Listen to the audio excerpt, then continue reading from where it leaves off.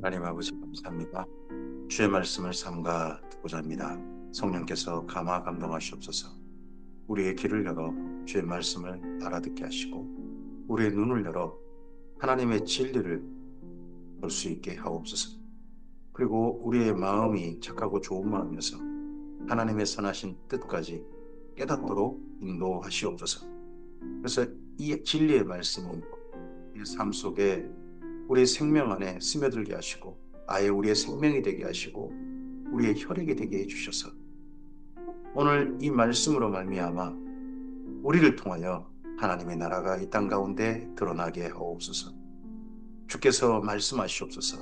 삼가 듣겠나이다. 예수님 이름으로 기도합니다. 아멘. 네. 오늘은 신명기 32장에서 34장까지 말씀 함께 읽습니다. 신명기 말씀을 이제 이번 4회차에서 마지막 말씀으로 대합니다. 그리고 모세오경의 마지막 부분이기도 합니다. 모세의 마지막 설교가 진행됩니다. 근데 그 설교에는 설교라기보다는 이스라엘 민족이 앞으로 부르라고 하는 노래 하나 하고 그리고 이스라엘 민족을 향한 마지막 축복입니다. 그리고 모세의 죽음, 신비로운 죽음, 거기까지 말씀이 이어집니다. 참 여기 말씀을 읽다 보면 그런 생각이 듭니다. 나도 내 인생 마감이 이러하면 참 좋을 텐데 하는 그런 생각입니다.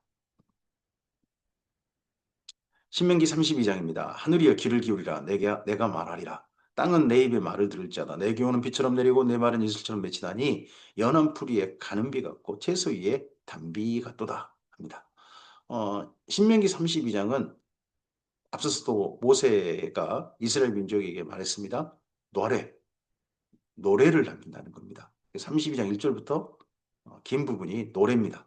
그래서 이걸 모세의 노래, 모세가 남겼으니까 모세의 노래를 할 수도 있고 그리고 또 하나 신명기에 있다 보니까 신명기에 있는 노래다 해서 신명가 그렇게도 뭐 제목을 붙일 수가 있을 것 같습니다. 그런 가운데 이스라엘 민족이 앞으로 기억해야 될 그들의 역사입니다. 근데 참 놀라운 게 이게 미래가 정말 보이지 않으면 이런 노래를 남기기 어렵다 하는 부분은 분명한 것 같습니다. 내가 여호와의 이름을 전파하리니 너희는 우리 하나님께 위엄을 돌릴지어다. 그는 반석이시니 그가 하신 일이 완전하고 그의 모든 길이 정의롭고 진실하고 거짓이 없으신 하나님이시니 정의로우시고 바르시도다. 여기 신명가 32장에서 두 반석이 비교됩니다. 여호와 하나님께서도 반석이라고 하고 그리고 가나안 7족속 또는 주변 나라들의 그들이 섬기는 신들 거기도 반석이라고 합니다. 그래서 여호와 하나님은 우리의 반석이라고 표현하고 그리고 우상들을 가리켜서는 그들의 반석이라고 표현합니다. 왜 그렇습니까? 이 신과 함께 나라가 세워지고 민족이 세워진다고 하는 생각이 이 속에 들어있는 거죠. 그래서 어떤 나라, 어떤 민족은 신이 세운 나라고 신이 세운 민족인 겁니다. 그러다 보니까 이 민족과 저 민족, 이 나라와 저 나라가 싸우면 이 나라와 저 나라하고 싸울 뿐만 사람만 싸우는 게 아니라 이 나라를 세운 신과 저 나라를 세운 신이 싸운다 해서 신들의 전쟁이다 하는 표현이 그 당시 있기도 하죠. 그런 그 기본적인 생각, 그 당시 사람들의 가치관 이런 게 엿볼 수 있는 데가 또 여기 32장에 있습니다. 그들이 여호와를 향하여 악을 행하니 하나님의 자녀가 아니요 흠이 있고 삐뚤어진 세대로다. 어리석고 지혜 없는 백성아 여호와께 이같이 보답하느냐? 그는 내 아버지시요 너를 지으신 이가 아니시냐? 그가 너를 만드시고 너를 세우셨도다. 하나님은 이스라엘 민족의 아버지시다. 여기 아버지시라 할 때는 그들이 뭐 몸으로 태어나겠다는 게 아니라 그들을 만드셨다. 이스라엘 민족을 창조하셨다. 하신 측면에서 아버지신 거죠. 옛날을 기억하라. 역대의 연대를 기억하라. 생각하라. 내 아버지께 물으라. 그가 내게 설명할 것이요. 내 어른들에게 물으라. 그들이 내게 말하리로다. 즉이 높으신 자가 민족들에게 기업을 주실 때에 인종을 나누실 때에 이스라엘 자손의 수요대로 백성의 경계를 정하셨도다. 여호와의 분깃은 자기 백성이라 야곱은 그가 택하신 기업이로다. 여호와께서 그를 황무지에서 짐승이 부르짖는 광야에서 만나시고 호위하시며 보호하시며 자기의 눈동자같이 지키셨도다. 민수기가 떠오르죠. 마치 독수리가 자기의 보금자리를 어지럽게 하며 자기의 새끼 위에 너풀거리며 그의 날개를 펴서 새끼를 받으며 그의 날개 위에 그것을 엎는 것 같이 여호와께서 홀로 그를 인도하셨고 그와 함께한 다른 신이 없다. 이스라엘 민족을 하나님께서 독수리처럼 그들을 인도하셨다. 이 표현을 나중에 요한계시록에까지 이어갑니다. 요한계시록. 장차 철장으로 온 세상을 다스릴 자를 낳은 여인이라고 이스라엘 민족이 표현되는데 그 여인이 독수리 날개를 내어서 광야로 갔다 하는 표현이 있거든요. 그 표현은 여기 신명기에 이런 표현이라든지 또는 출애굽기 19장에서 하나님께서 애굽에서부터 거기 시내산까지 독수리 날개로 너를 업어왔다 하는 그런 표현으로 이어가는 게 보입니다. 여호와께서 홀로 그를 인도하셨고 그와 함께한 다른 신이 없었도다. 여호와께서 그가 땅의 높은 곳을 타고 다니게 하시며 밭의 소산을 먹게 하시며 반석에서 꿀을 굳은 반석에서 기름을 빨게 하시며 소의 엉긴 젖과 양의 젖과 어린 양의 기름과 바산에서 난 순양과 염소와 지극히 아름다운 밀을 먹이시며 또 포도즙에 붉은 술을 마시게 하셨도다. 이러한 은혜를 베푸셔서 가나안 땅에 정착해서 일상생활을 누리게 하셨도다 하는 거죠. 그런데 여수run이 기름짐에 발로 찼도다. 배가 부르니까 발로 찼다는 겁니다. 내가 살찌고 비대하고 윤택함에 자기를 지으신 하나님을 버리고 자기를 구원하신 반석을 업신 여겼도다. 그들이 다른 신으로 그의 질투를 일으키며 가증한 것으로 그의 경로를 격발하였도다. 마치 미래에 있을 사건인데 이미 일어난 사건인 것처럼 과거 사건인 것처럼 여기 신명가가 기록되고 있습니다. 이스라엘 민족이 앞으로 이제 글 쓰는 방법 가운데 독특한 방법이 한 가지 있습니다. 미래 사건인데 반드시 이루어질 일이다. 이건 확정이다. 한다면 아예 과거형으로 써버린다는 겁니다. 그 당시에 이스라엘 민족에게 바벨론의 멸망, 무너졌도다, 큰 성 바벨론이요. 이런 애언이 마치 그 바벨론이 이미 무너져 버린 것처럼 쓰고 있는 데가 첫 번째가 이사야서입니다. 그리고 그렇게 또 쓰고 있는 데가 에레미야입니다. 아직 바벨론이 멸망한 게 아니라 바벨론 번성기 때고 초창기 때고 그럴 때 아닙니까? 근데 무너져도다 큰 성 바벨론이야. 이런 식으로 쓰는데 여기도 보시면 이스라엘 민족에게 장차 가나안 땅에 정착하고 난 다음에 모세 이후 가나안 땅에 정착하고 난 다음에 하나님을 버리고 다른 신들을 쫓아다닐 것을 과거형처럼 써버리고 있습니다. 그들이 하나님께 제사하지 아니하고 귀신들에게 하였으니 곧 그들이 알지 못하던 신들 근래에 들어온 새로운 신들 너희 조상들이 두려워하지 아니하던 것들이로다.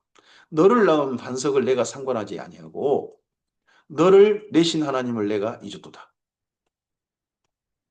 그러므로 여호와께서 보시고 미워하셨으니 그 자녀가 그를 경노하게 한 까닭기로다. 그가 말씀하시기를 내가 내 얼굴을 그들에게 숨겨 그들의 종말이 어떠함을 보리니 그들은 심히 패역한 세대요 진실이 없는 자녀로다. 하나님께서 하나님의 얼굴을 아예 숨겨버리시면 거기에 대해서 좀 생각을 해봐야 됩니다. 하나님의 얼굴을 숨기신다는 것은 하나님께서 아예 관계를 끊어버리시는 겁니다. 하나님께서 얼굴을 일부러 안 보이신 게 다른 경우가 하나 있습니다. 하나는 모세에게 너 내 얼굴 보면 죽는다. 내 뒷모습만 봐라. 하신 적이 있었죠. 근데 그거 외에 하나님께서 얼굴을 숨기셨다. 얼굴을 가려버리셨다면 한결같이 재앙이 그 당사자에게, 그 대상자에게 임하는 게 보입니다. 하나님의 진노가 임하는 거죠. 그러니까 하나님께서 얼굴을 숨기신 이유는 너무 화가 나셔서 그대로 봤다간 죽여버릴 것 같으니까 숨기시는 겁니다. 그러다가 정말 그래도 진노가 풀리지 않게 그 민족이 행한다든 대상자가 행하면 그 진노의 얼굴로 그를 바라봐 보시는 거죠. 그래서 참 우리가 하나님의 얼굴을 대한다. 얼굴을 바라볼 수 있다는 게 감격일 수도 있습니다만 어마어마한 무서운 일이 될 수도 있습니다. 정반대로. 그들이 하나님이 아닌 것으로 내 질투를 일으키며 허무한 것으로 내 진노를 일으켰으니 나도 백성이 아닌 자로 그들에게 시기가 나게 하며 어리석은 민족으로 그들의 분노를 일으키리로다. 백성이 아닌 자들로 그들에게 시기가 나게 하겠다. 이 표현을 신약의 바울이 기억합니다. 그래서 바울이 이방인들에게 전도를 열심히 하는 이유는 뭐냐? 이방인들이 하나님께 돌아와서 거룩한 백성으로 예전과 달리 정말 남다르게 사는 걸 보고 하나님께서 그들에게 정말 은혜를 부으시고 선물을 부으시고 알콩달콩 재밌게 사는 걸 보고 이스라엘 민족이 시기 나게 하겠다 하고 로마에서서 인용하는 게 보입니다. 여기 말씀의 인용인 거죠. 그러므로 내 분노의 불이 일어나서 스월의 깊은 곳까지 불사르며 땅과 그 소산을 삼키며 산의 터도 불타게 하는도다. 내가 재앙을 그들 위에 쌓으며 내 화살이 닿을 때까지 그들을 쏘리로다. 그들이 주림으로 쇠약하며 불같은 더위와 독한 질병에 삼켜질 것이라. 내가 들짐승의 이와 티끌에 기는 것의 독을 그들에게 보내리로다. 밖으로는 칼에 방 안에서는 놀람에 멸망하리니 젊은 남자도 처녀도 백발 노인과 함께 젖먹는 아이까지 그러하리로다. 이런 일을 겪을 장차 대상자가 이스라엘 민족이라는 겁니다. 지금 모세가 이 신명가를 통해서 이스라엘 민족이 너희가 이런 일을 당할 것이다. 하나님을 버림으로 말미암아. 제발 이런 일은 장차 될 일을 감춰진 일이라고 했거든요.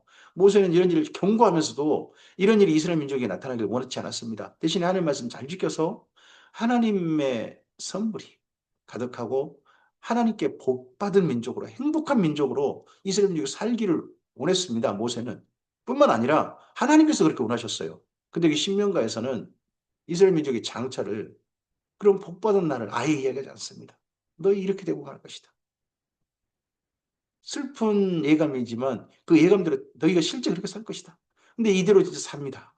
또 이런 결과까지 오는 거죠. 그 너무 안타까운 겁니다.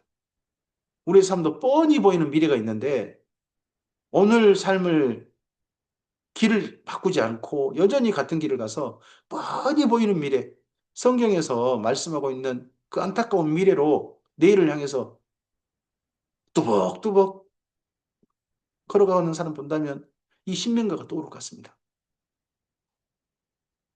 내가 그들을 흩어서 사람들 사이에서 그들에 대한 기억이 끊어지게 하리라 하였으나 혹시 내가 원수를 자극하여 그들의 원수가 잘못 생각할까 걱정하였으니 그 원수들이 말하기를 이스라엘 민족의 원수들이 말하기를 우리의 수단이 높으며 여호와가 이 모든 것을 행함이 아니라 할까 염려함이라. 그러니까 이스라엘 민족이 망하고 이스라엘 민족이 세상에 지리멸렬하게 흩어지는 것이 여호와 하나님께서 이렇게 하신 게 아니라 자기들이 능력이 좋고 자기들이 힘이 세서 자기들의 신이 자기들을 도와서 이런 일이 이렇게 된 거다. 해석할까 봐. 그게 하나님 염려라는 거죠. 그들은 모략이 없는 민족이라. 그들이 누굽니까? 이스라엘 민족 아닙니다. 이들은 이방인들입니다. 이스라엘 민족을 멸망시킨 이방 민족들. 그들 중에 분별력이 없도다. 만일 그들이 지혜가 있어 이것을 깨달았으면 자기들의 종말도 분별하였으리라. 하나님께서 여호와 하나님께서 이스라엘 민족을 이렇게 하셨다라고 그게 분별되었다면 자기들의 미래도 자기들의 종말도 여호와 하나님의 손에 달려 있다 하는 걸 깨달았을 거라는 겁니다. 근데 이스라엘 민족을 멸망시킨 아수르라든지 바벨론은 그걸 깨달을 정도는 아니었다는 겁니다. 그들의 반석이 그들을 팔지 아니했고 여호와께서 그들을 내주지 아니하셨더라면 어찌 하나가 천을 쫓으며 둘이 만을 도망하게 하였으려. 자, 여기서 반석이 비교됩니다. 신명기 32장을 읽을 때 우리의 반석, 그들의 반석 비교해서 읽으셔야 한다고 말씀드렸습니다. 진실로 그들의 반석이 우리 반석과 같지 아니하니. 그러니까 그들의 신이죠. 우리의 반석은 여호와 하나님입니다. 같지 아니하니 우리의 원수들이 스스로 판단하도다. 이는 그들의 포도나무는 소돔의 포도나무요 고모라의 밭의 소산이라. 그들이 누굽니까? 이스라엘 민족을 멸망시킬 원수들, 이방인들, 그들도 간 말입니다. 그들의 포도는 독이 든 포도이니 그 송이는 쓰며 그들의 포도주는 뱀의 독이요 독사의 맹독이라.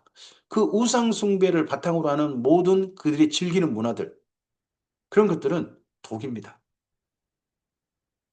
그래서 이 땅 가운데 문화마저도 하나님의 문화로 바꿔야 한다는 거죠. 우상 숭배를 바탕으로 하는 헛된 사상을 바탕으로 하는 헛된 믿음을 바탕으로 하는 그런 문화들은 독입니다, 독. 그걸 정반대로 하나님의 바른 문화로 바꿔가야 됩니다. 그래야 되는데 저는 유럽에서 미국에서 들어온 기독교마저도 사실은 이미 자본주의라고 하는 독에 물들어 있는 거라고 저는 생각합니다. 그래서 어떤 이가 그렇게 말했습니다. 역사를 바라보노니, 현상을 바라보노니, 어, 기독교는, 기독교는 이스라엘 땅에 있을 때는 신앙이었다가, 그리고 유럽으로 가더니 철학이 되었다. 근데 그게 미국으로 가더니 기업이 되더라는 거예요. 기업. 그 기업 기독교가 우리나라에 들어온 겁니다. 우리나라에 들어와서는요, 기독교가요, 독재 기독교가 되는 것 같습니다. 이게 좀 독이죠, 독. 이것이 내게 쌓여 있고 내 곳간에 봉하여 있지 아니한가? 이것이 내게 쌓여 있고 내 곳간에 봉하여 있지 않은가? 하나님께서 그 모든 것을 다 지켜보고 참고 그리고 쌓아놓으신 거죠. 그들이 실족할 그때 내가 보복하리라. 이때가 언제겠습니까? 그래서 마지막 주의 재림 때 보면 요한계시록 같은 데 보면 하나님의 진노의 일곱 대접을 쏟아버리시지 않습니까? 바로 그러한 장면이 여기의 말씀과 연결할 수 있을 겁니다. 그들의 환난 날이 가까우니 그들에게 닥칠 일이 그 일이 속히 오리로다. 참으로 여호와께서 자기 백성을 판단하시고 그 종들을 불쌍히 여기시리니 곧 그들의 무력함과 갇힌 자나 노인자가 없음을 보시는 대로다. 이스라엘 민족을 멸망시킨 원수들, 그 원수들은 속히 멸망이 올 겁니다. 아수르 북이스라엘 멸망시키고 난 다음에 곧바로 바로 멸망했습니다. 그리고 바벨론, 느부갓네살 바벨론, 이스라엘 민족 멸망시키고 70년 그만에 또 멸망하고 맙니다. 속히 멸망 실제로 됐습니다. 그런데 자기 백성들, 이스라엘 민족이 무력하고 갇힌 자가 노인자가 없음을 보시는 그들의 힘으로는 스스로 벗어날 수 없음을 보시면 됩니다. 포로로 잡혀 있는데 아무것도 할 수 없어요. 또한 그가 말씀하시기를 그들의 신들이 어디 있으며 그들이 피하던 반석이 어디 있느냐. 이스라엘 민족이 우상숭배하고 했는데 그때 아무도 그 우상들이 이스라엘을 도와주지 않는 거죠. 그 무기력하면서 벗어나게 하지 않는 거죠. 이걸 깨닫는 날, 우상은 아무것도 아니구나 하는 걸 깨닫는 날, 이스라엘 민족은 그때서야 그들의 시선을 하나님께로 향합니다. 그 하나님께 향했던 그들의 시선이 올곧은 그 시선이 두라평지 금신상 앞에 결코 절하지 않았던 푸른풀이 들어가면서 절하지 않았던 예, 다인이의 세 친구 가운데서 드러나지 않습니까? 그들의 재물의 기름을 먹고 그들의 전제 재물인 포도주를 마시던 자들이 일어나 너희를 돕게 하고 너희를 위해 피난처가 되게 하라. 이건 하나님의 어떻게 보면 조롱이죠, 조롱. 이스라엘 민족을 향한 너희 이런 거 해봤자 아무 쓸데기 없다. 이제는 제발 나 곧 내가 그인 줄 알아. 나 외에는 신이 없노라. 누구도 너희 도움이 되지 않는다. 진정한 도움은 여호와 하나님. 나다라고 하나님께서 이 신명가를 통해서 모세를 통하여서 이스라엘 민족에게 노래로 앞으로 이스라엘 민족이 대대로 이 노래가 불려지게 하신 거죠.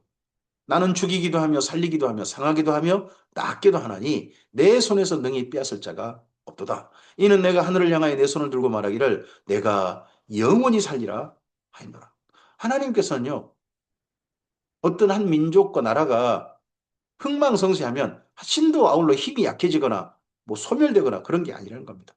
그 당시 사람들은 한 민족이 소멸되고 한 나라가 소멸되면 그들을 세웠던 그 신도 그거는 운명을 같이 한다. 그런 생각을 가졌는지 모릅니다. 하나님은 그런 신관과 전혀 다르게 영원히 존재하신다. 어제나 오늘이나 내일이나 변치 않으시고 항상 계시고 그분의 능력은 어떤 민족이 많아지면 능력이 커지고 민족이 적어지면 능력이 작아지고 그런 게 아니라 전능하시고 그런 분으로 네, 성경은 하나님을 우리에게 계시합니다.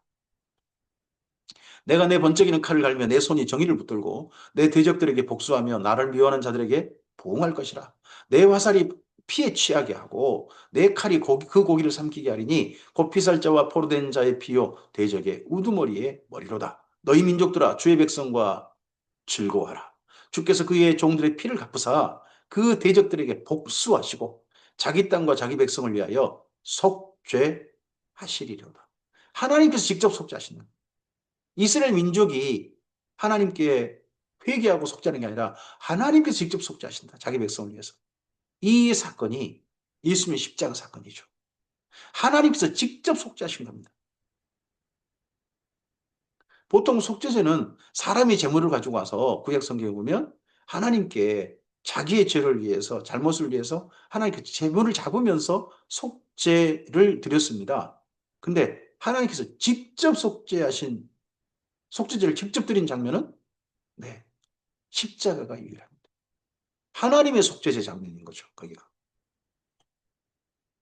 모세와 눈의 아들 여호수아가 와서 이 노래의 말씀을 백성에게 말하여 드리니라. 그러니까 신명기 32장 1절부터 43절까지.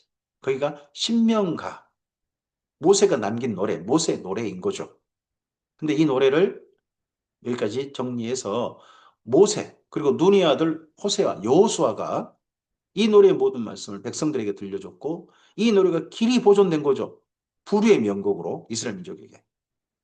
모세가 이 모든 말씀을 온 이스라엘에게 말하기를 마치고 그들에게 이르되 내가 오늘 너희에게 증언한 모든 말을 너희 마음에 두고 제발 너희 자녀에게 명령하여 이 율법의 모든 말씀을 지켜 행하게 하라. 너희만 아니라 자녀들도 이 말씀을 지켜 행하게 하라. 근데 이 부탁이 모세 이후 아니 여호수아 이후 바로 그 다음 때에서 안 지켜져요. 참 슬픈 거죠. 여기 계속해서 신명기에서 모세가 반복한 게 뭡니까? 이 율법의 말씀을 지켜 행하라. 이 율법의 말씀을 지켜 행하라. 그렇게 반복했는데 여호수아 이후 여호수아 함께 있던 세대 그 이후 바로 안 지켜진단 말입니다. 이는 너희에게 헛된 일이 아니라 너희의 생명이다. 하나님의 말씀대로 사는 삶이 뭐냐? 오늘 내가 하나님 안에 살아있다는 증거입니다. 우리 육체의 생명, 부모님께 물려받은 생명은 살기도 하고 죽을 수도 있습니다. 근데 우리가 하나님과 연결된 생명, 하나님께서 새롭게 예수님을 통하여 우리 안에 심어주신 생명, 그 생명은 살아있다는 증거가 바로 그 생명이 내 안에 살아있다는 증거가 내가 말씀을 지키고 있는 삶입니다. 태어난 아기가 생명현상, 호흡을 하고 먹고 잠자고 하는 걸 하지 않습니까? 생명현상이지 않습니까? 우리가 하나님의 영생의 생명현상 내 안에 그건 말씀을 하나님의 뜻을 받들어서 마음을 다하고 뜻을 다해 힘을 다해 하나님을 사랑하고 있는 바로 그때 이것이 우리 안에 살아있다는 증거가 됩니다. 이 일로 말미암아 너희가 요단을 건너가 차지할 그 땅에서 너희의 날이 장구하리라.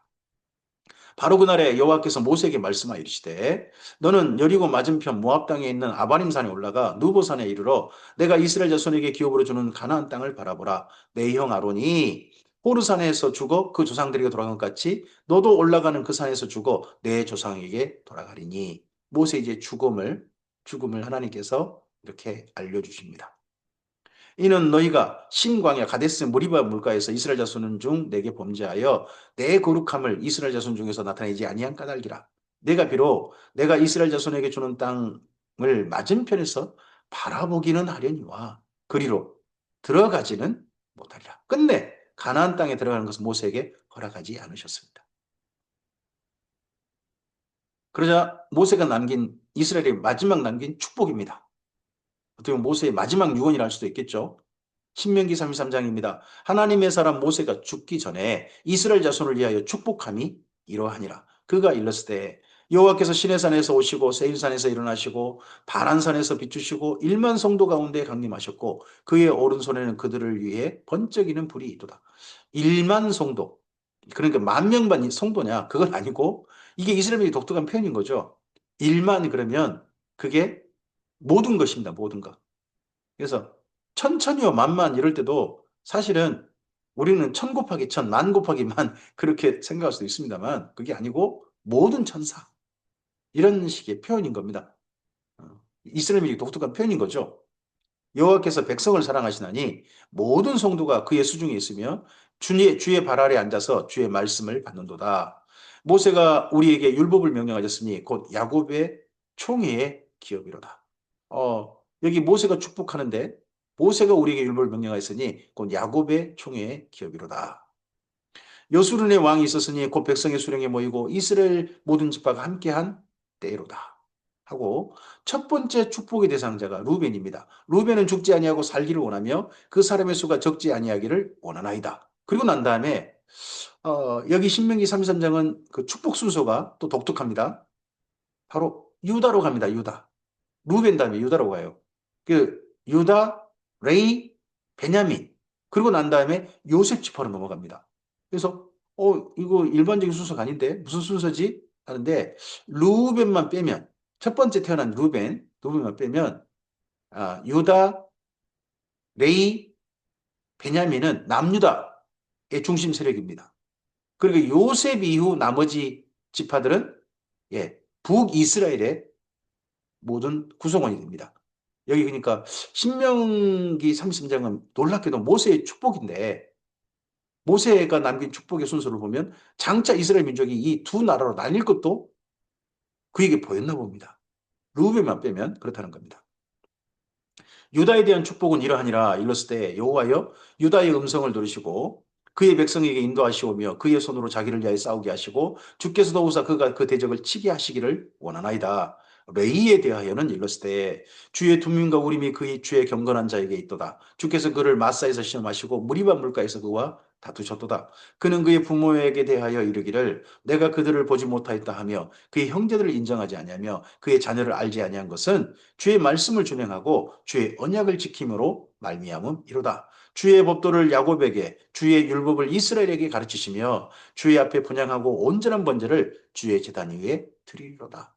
여기 레이지파에 대한 축복의 내용이 좀 특별하게 이런 바람, 제발 레이지파가 이런 지파가 되기를 바라는 그런 마음이 여기 신명기 33장에 들어 있습니다. 여호와여 그의 재산을 풍족하게 하시고 그의 손의 일을 받으소서. 그를 대적하여 일어나는 자와 미워하는 자의 허리를 꺾으사 다시 일어나지 못하게 하옵소서. 여기 레이지파의 재산이 풍족하게 된다는 건요. 한 가지 조건이 있어야 됩니다. 그건요. 이스라엘 민족 나머지 11개 지파가 풍족해야 됩니다. 왜냐 그러면 여기 레이지파의 모든 재산 형성은 모든 먹거리와 이런 재산 형성은 11조를 통해서 가능합니다. 11조를 통해서. 그래서 나머지 11개 지파가 풍성해야 그 재산이 풍족하게 되는 거죠. 그러니까 레이 지파가 자기를 성실하게 해서 율법을 성실하게 잘 지키도록 하나님께 온전한 제사를 이스라엘 민족이 늘 드리도록 도와서 이스라엘 민족이 하나님과 아름다운 관계를 맺고 하나님이 기뻐하셔 선물 주시는 삶, 그 삶을 누림으로 하나님 앞에 풍성한 11조를 바치고 풍성한 11조를 바쳐서 그로 말미암아 여기 레이 지파도 풍성한 삶을 사는 풍족한 삶을 사는 그러한 내일을 제발 있기를 바란 마음을 이런 레이지파를 향한 축복 속에 담은 거죠.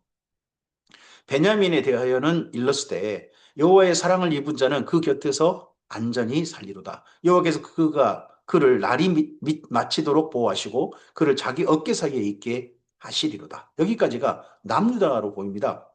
루벤만 빼면요. 그리고 난 다음에 요셉으로 넘어갑니다. 요셉에 대하여는 일렀을 때 원하건대 그 땅이 여호와께 복을 받아 하늘에 버무린 이슬과 땅 아래에 저장한 물과 태양이 결실하게 하는 선물과 태음이 자라게 하는 선물과 옛산의 좋은 산물과 영원한 작은 언덕의 선물과 땅의 선물과 거기 충만한 것과 가시떨기 나무 가운데 계시던 이의 은혜로 말미암아 복이 요셉의 머리에 그 형제 중 구별한 자의 정수리에 임할지로다.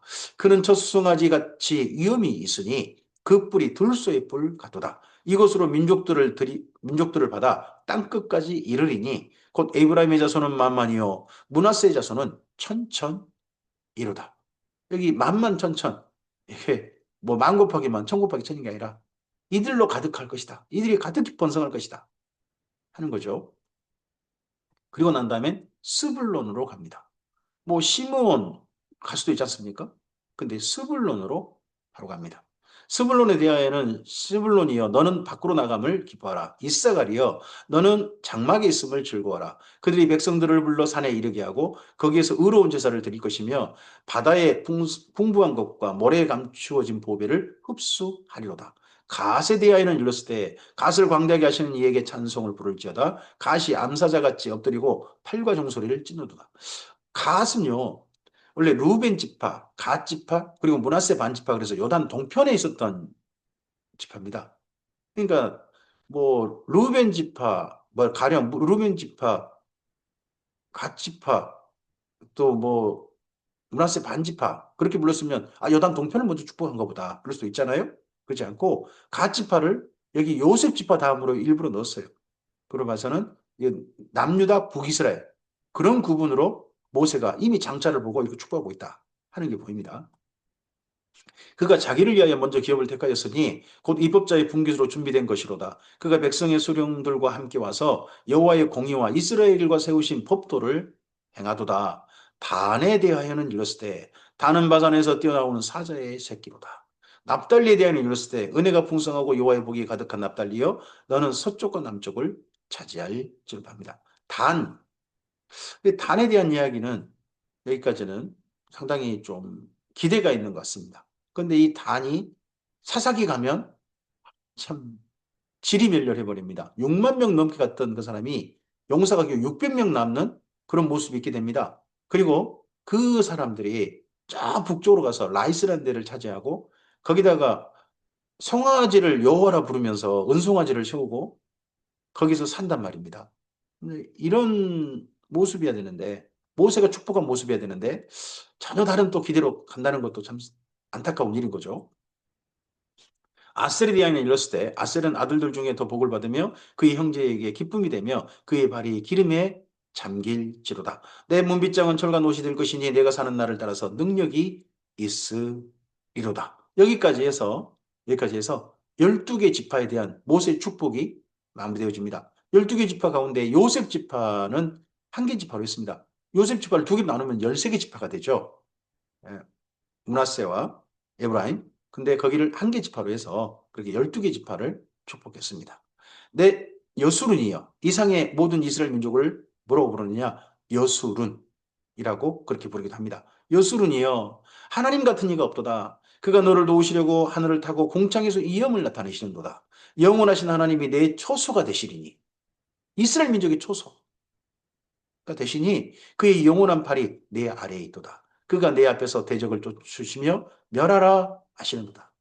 하나님께서 이스라엘 민족의 초소가 되셨던 것처럼 예수님께서 우리에게 오셔서 친히 사람이 되셔서 우리의 초소가 되셨습니다.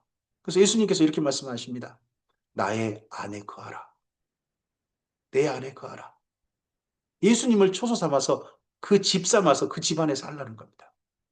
우리도 예수님의 집이 되죠. 우리 자신이.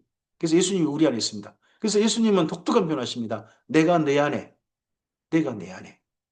우리는 예수님을 초소 삼고 예수님께서 우리를 기꺼이 초소 삼으시는 이 신비가 신약 성경에 나중에 있기도 하죠. 근데 이스라엘 민족에게도 하나님께서 초소가 되고 싶어 하셨습니다.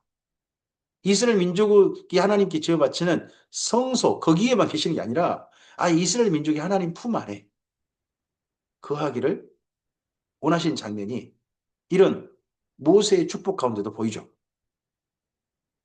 이스라엘이 안전히 거하며 야곱의 샘은 곡식과 세포두제 땅에 홀로 있나니 곧 그의 하늘이 이슬을 내리는 곳이로다. 이스라엘이여 너는 행복한 사람이로다. 행복하다. 복을 누리는 삶. 이 복이 바라크입니다. 하나님께 무릎 꿇는 그런 삶입니다. 그 삶이 풍성해진 복수형으로 되어진 그러한 삶입니다. 너는 행복한 사람이로다. 여호와의 구원을 너같이 얻은 백성이 누구냐? 그는 너를 돕는 방패시오. 내 영광의 가리시로다. 내 대적이 내게 복종하리니 내가 그들의 높은 곳을 밟으리로다. 여기에서 모세의 마지막 축복이 마무리되어지고요. 그리고 이제 모세의 죽음, 마지막 그의 하나님께 가는 길을 간단히 기록한 데가 신명기 34장이 됩니다. 이로써 모세 오경이 마무리되어집니다. 모세가 모압 평지에서 누보산에 올라가 여리고 맞은편 비스가 산 꼭대기에 이름에 여호와께서 길앗 온 땅을 단까지 보이시고 저 위에 여기도 또 독특합니다. 길앗 온 땅 단. 원래 단은요. 이 다음에 여호수아에 의해서 분배받을 때는 베냐민 지파와 베냐민 지파, 유다 지파 그리고 므낫세 지파 그 사이에 있는 땅입니다. 우리에게 소라라는 지명이 하나 좀 소개되고 있죠. 소라 그쪽 출신 사람이 나중에 삼손이지 않습니까? 그쪽 땅인데 여기서 말할 때는 단까지 보이셨다 할 때 이 단은 저 북쪽입니다. 북쪽. 나중에 사사기 이후 풍경이죠. 그래서 신명기 34장은 아무리 봐도 모세에게 보이셨다고 하는데 모세 이후 기록으로 보입니다. 여기는 단까지 보이셨다 하는 걸로 봐서는 또 온 납달리와 에브라임과 므낫세 땅과 서해의 유다 온 땅과 네겝과 종려나무 성읍 여리고 골짜기 평지를 소알까지 다 보이시고 저 북쪽에서 남쪽까지 다 보여주시고 여호와께서 그에게 이르시되 이는 내가 아브라함과 이삭과 야곱에 맹세하여 그의 후손에게 주리라 한 땅이라 내가 내 눈으로 보게 하였거니와 너는 그리로 건너가지 못하리라 하시매 이에 하나님의 여호와의 종 모세가 여호와의 말씀대로 모압 땅에서 죽었습니다. 우리는 하나님 말씀대로 이 땅 가운데서 우리의 생명의 끝날도 만나게 될 겁니다. 그 날이 어떠한 모습으로 끝날 거냐? 저는 이 모세 앞에 붙은 그에게 붙여준 별명이 너무 아름답다고 생각합니다. 여호와의 종 모세. 우리는 이 땅에서 우리 인생을 마감할 때 우리 앞에 붙여진 별명이 뭘까요? 하나님의 종 모세. 하나님의 자녀 김명주. 예수님을 사랑한 김명주. 이렇게 제발 붙여지는 것이 저의 앞에 별명이었으면 좋겠습니다.